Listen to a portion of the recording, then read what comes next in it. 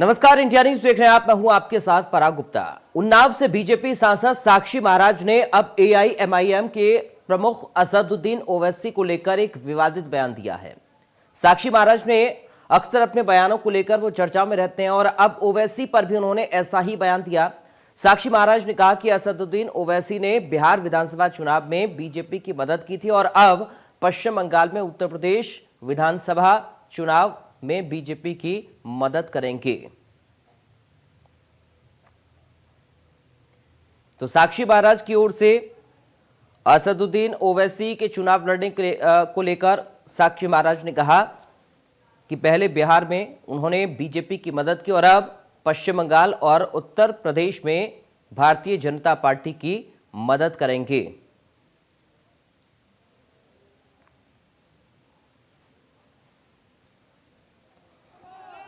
ओवैसी जी UP चुनाव की तैयारी में जुट गए हैं, क्या भाजपा को फायदा होगा या नुकसान? कौन?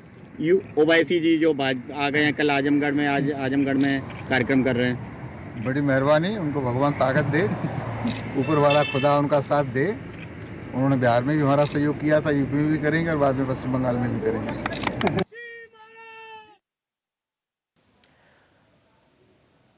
उधर गुजरात कैडर के पूर्व आईएएस अधिकारी अरविंद कुमार शर्मा ने सियासी पारी खेलने का फैसला लिया है। अरविंद कुमार शर्मा ने लखनऊ में बीजेपी का दामन थाम लिया।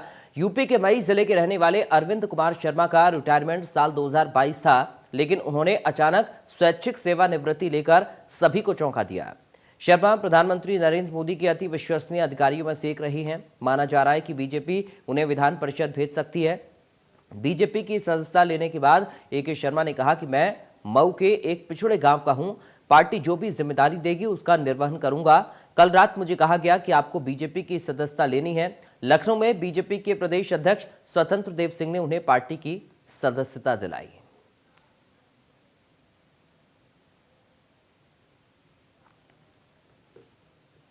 मैं आज भारतीय जनता पार्टी को ज्वाइन कर रहा हूं और मुझे वास्तव में बहुत खुशी है।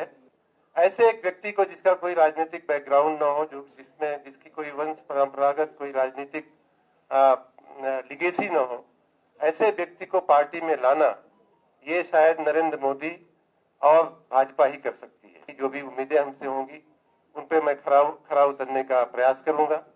राष्ट्र के प्रति हमेशा हम समर्पित रहे हैं। माननीय साहब का भी हम हाथ मजबूत करते रहेंगे। मकर संक्रांति के मौके पर गोरखनाथ मंदिर से मुख्यमंत्री योगी आदित्यनाथ ने जनता को एक और सौगात दी। मुख्यमंत्री ने सूचना विभाग की डिजिटल डायरी और ऐप का लोकार्पण किया, जिसके जरिए राज्य के जनप्रतिनिधियों, विभागों और अधिकारियों तक जन जन की पहुंच और आसान हो सकेगी। इस डायरी में इन सबका नाम, पता, पद और मोबाइल नंबर होगा। केंद्रीय मंत्रियों के बारे में भी जानकारी होगी। गोरखनाथ मंदिर में आयोजित कार्यक्रम में मुख्यमंत्री योगी आदित्यनाथ ने कहा कि आज जमाना तकनीक का है, इसके प्रयोग से हम हर क्षेत्र में व्यापक सुधार ला सकते हैं। अच्छी बात यह है कि हम भी जमाने के साथ बदल रहे हैं। सूचना विभाग ने डिजिटल डायरी ऐप के जरिए अभिनव पहल की है और अब मोबाइल ही डायरी होगी। लोग निःशुल्क इस ऐप को अपने मोबाइल में डाउनलोड कर राज्य के हर विभाग से संपर्क स्थापित कर सकेंगे।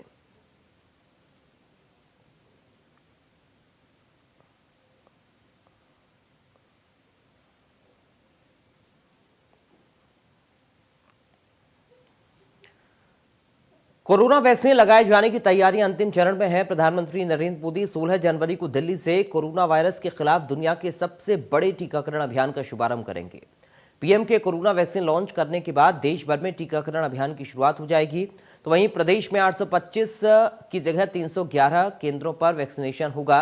लखनऊ में अब 16 की जगह 11 केंद्रों पर वैक्सीनेशन होगा। सभी जिलों में वैक्सीन पहुंचा दी गई है।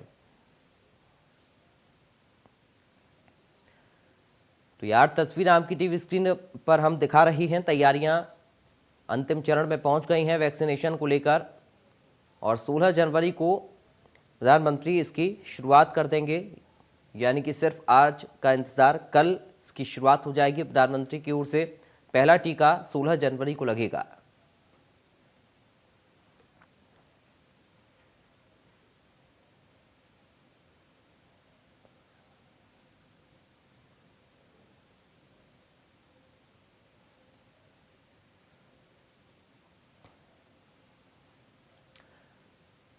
16 जनवरी से देश में कोरोना वैक्सीनेशन का कार्यक्रम शुरू होने वाला है। वैक्सीन की पहली खेप लखनऊ, गोरखपुर समेत कई जिलों में पहुंचा भी दी गई। ऐसे में हमारे संवाददाता ने इस वैक्सीन कक्ष में पहुंचकर ग्राउंड जीरो का जायजा लिया।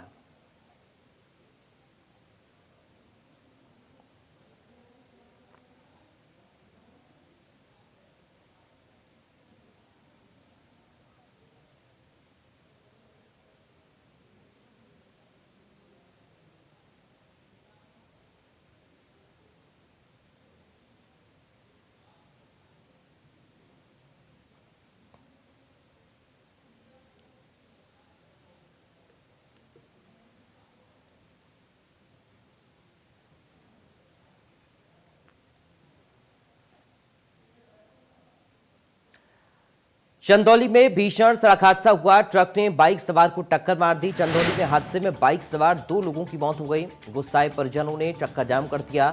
चंदौली कोतवाली के भगवानपुर पुलिया के पास की पूरी घटना है। तो भीषण सड़क हादसा चंदौली में हुआ, जहां पर बाइक सवार 2 लोगों की मौत हो गई। गुस्साए परिजनों ने चक्का जाम कर दिया, हंगामा किया है। चंदौली कोतवाली के भगवानपुर पुलिया के पास ये घटना हुई, जहां पर 2 लोगों की मौत हुई है। बाइक सवार 2 लोगों की मौत हुई है। इस सड़क दुर्घटना में ट्रक ने बाइक को टक्कर मारी थी और उसके बाद बाइक सवार 2 लोगों की इस हादसे में मौत हो गई।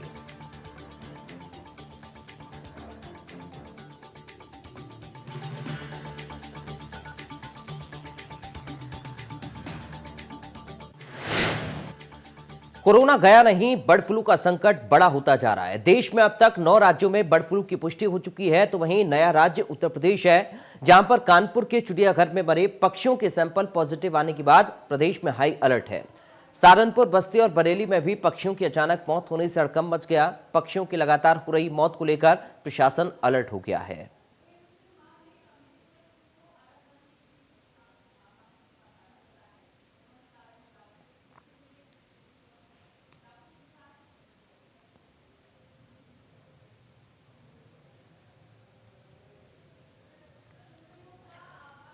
अब बात मिर्जापुर की। 17,000 क्विंटल से अधिक धान की फर्जी खरीद हुई है। धान क्रय केंद्र संत नगर के प्रभारी समेत 60 लोगों पर एफआईआर दर्ज हुई है। लेखपाल ने लालगंज थाने में धोखाधड़ी का मुकदमा दर्ज करवाया है। एसडीएम मढियान की आईडी से किसानों की खरीद होती रही। 100 क्विंटल से लेकर 465 क्विंटल तक एक किसान से खरीद हो गई। तो धान खरीद में फर्जीवाड़ा हुआ है। मिर्जापुर में 17,000 क्विंटल से अधिक धान की फर्जी खरीद हुई है। धान क्रय केंद्र संतनगर के प्रभारी समेत 60 लोगों पर एफआईआर दर्ज हुई है। लेखपाल ने लालगंज थाने में धोखाधड़ी का मुकदमा दर्ज करवाया है।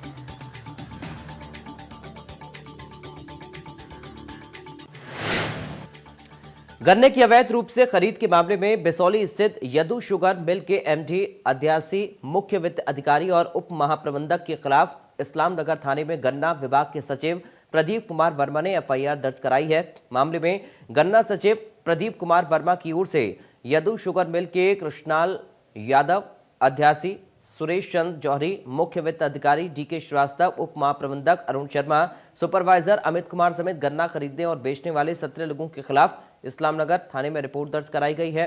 रिपोर्ट दर्ज होने के बाद गन्ना चीनी मिल भेज दिया गया। आगे की कार्रवाई के बाद तय होगा कि गन्ना मिल को दिया जाएगा या जब्त किया जाएगा।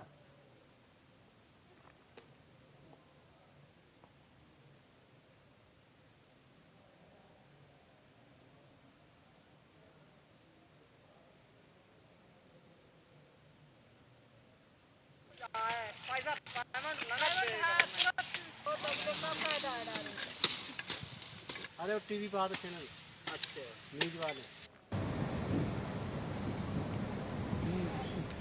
बढ़ते आगे अब बात करेंगे मौसम से जुड़ी बड़ी खबर की। कोहरे और बारिश ने उत्तर भारत में ठंड बढ़ा दी है। बड़ी खबर आपको बता दें, ठंड से लोग बेहाल हो रहे हैं। ठंड से लोग घरों में कैद होने को मजबूर हैं। प्रदेश में कोहरे ने ठंड बढ़ा दी है।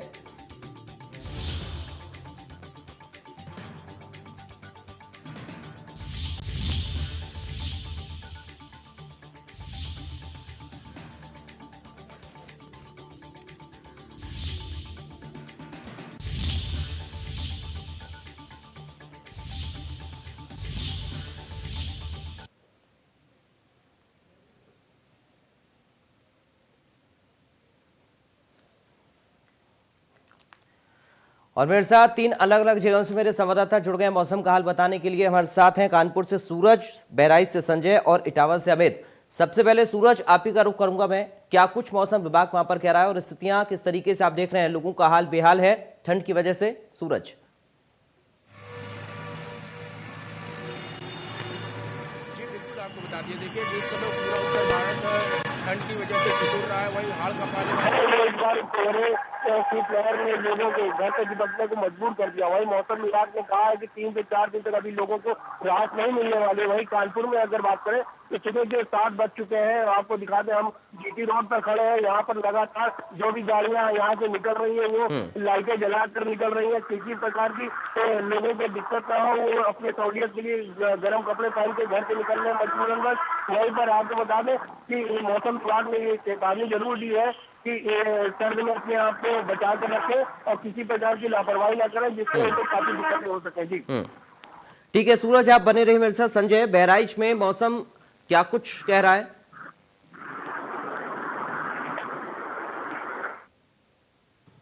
देखिए पराग, मैं सबसे पहले आपको बता दूं कि चूंकि बहराइच तराई का इलाका है और तराई के इलाके में ठंड वैसे भी ज्यादा पड़ती है। और सबसे बड़ी बात यह है कि जिस तरीके से लोगों को ये बीच में ये लग रहा था कि शायद अब धीरे धीरे गर्मी पड़ने लगी है, लेकिन उसके बावजूद अचानक ठंड ने करवट लिया है और लगातार हाड़ कपाऊ ठंड इसमें बढ़ती चली जा रही है। मैदानी इलाकों में इस समय हवाएं भी काफी तेज चल रही है, जिसकी वजह से लोग काफी परेशान है। सबसे अधिक यहाँ कोहरा देखने को मिल रहा है और कोहरे की वजह से जो गाड़ियां हैं वो रेंगती हुई चल रही हैं। अगर हम ठंड की बात करें, यहाँ के मौसम वैज्ञानिकों की अगर हम बात करें तो उनका कहना यह है कि अभी यह जो मौसम है ये लगातार 4 से 5 दिन तक ऐसे ही बना रहेगा। लिहाजा उन्होंने ये एहतियात भी बरतने के लिए कहा है कि जो बच्चे हैं घर में वो किसी भी कीमत पर घर से बाहर न निकलें। तो कुल मिलाकर के अगर हम बहराइच की बात करें तो बहराइच में इस समय हाड़ कपाऊ ठंड ने लोगों को परेशान कर रखा है। सबसे अधिक अगर यहाँ पे अगर जो खराब हो रहा है वो फसलों के ऊपर इसकी मार पड़ रही है। जो फसल है वो ज्यादातर खराब हो रही है। तो कुल मिलाकर के इस समय फसल जो है वो लोगों का जनजीवन जो है अस्त व्यस्त कर रखा है। जी पराग। ठीक है, आप संजय बने रहिए। अमित, इटावा में मौसम किस तरीके का बना हुआ है, बताइए। जी बिल्कुल पराग, जहां बहराइच और कानपुर की बात है, सेम स्थिति इटावा की भी है। यहाँ पर भी हाड़ कपाऊ सर्दी है। अधिकारियों ने एक जो अलर्ट जारी किया था कि 3-4 दिन तक ये जो कोहरे के कारण ये ठंड और शीतलहर का असर रहेगा। यहाँ बहुत सारे लोग हमारे साथ हैं, मैं इनसे जानता हूँ कि जो सर्दी पड़ रही है तो किस तरह के एहतियात ये लोग बरत रहे हैं। भाई साहब, क्या नाम है आपका? जितेंद्र कुमार मेरा नाम है, मैं इटावा का वासी हूँ। यहाँ बहुत ठंड पड़ रही है। यहाँ पे गरीब जनता बहुत परेशान है ठंड की वजह से। और यहाँ ना कोई अलाव की व्यवस्था है, ना कोई सरकार ने किसी भी तरह की ठंड की कोई व्यवस्था की है। कोई व्यवस्था नहीं की है। तो ये एक व्यक्ति है जो सुबह सुबह टहलने निकलते हैं, जिनका कहना है कि सर्दी तो बढ़ी है लेकिन प्रशासन ने कोई पुख्ता इंतजाम नहीं किए। एक शख्स और है पराग मेरे साथ। क्या नाम है आपका? मेरा नाम रोहित जाटव है। रोहित जी, क्या व्यवस्थाएं देखते हैं सर्दी को बचाव के लेकर? आप लोग क्या क्या इंतजाम कर रहे हैं? पिछले कई दिनों से यहाँ सर्दी बहुत तेज है, गलन है काफी ज्यादा, और प्रशासन ने कोई भी अभी तक ऐसा पुख्ता इंतजाम नहीं किए हैं। सर्दी का जिस तरीके से पिछले दिनों से कई दिनों से प्रकोप पारा का घटता चला जा रहा है, कोई इंतजाम तो पराग, आपने सुना कि लोगों का कहना है कि जहां एक तरफ पारा लगातार गिर रहा है, न्यू ईयर के बाद से लगातार सर्दी ने अपना रौद्र रूप दिखाना शुरू किया है। तो सर्दी को लेकर प्रशासन से जो दावे प्रशासन करता रहा है, उसके दावे इटावा में खोखले नजर आ रहे हैं। लेकिन सर्दी जो हाड़ कपाऊ सर्दी है उससे लोगों को निजात नहीं मिलती नजर आ रही है। जी पराग। ठीक है अमित, आप बने रहिए। सूरज, कानपुर देहात में प्रशासन की ओर से इंतजाम किस तरह से किए गए हैं ठंड से लोगों को बचाने के लिए?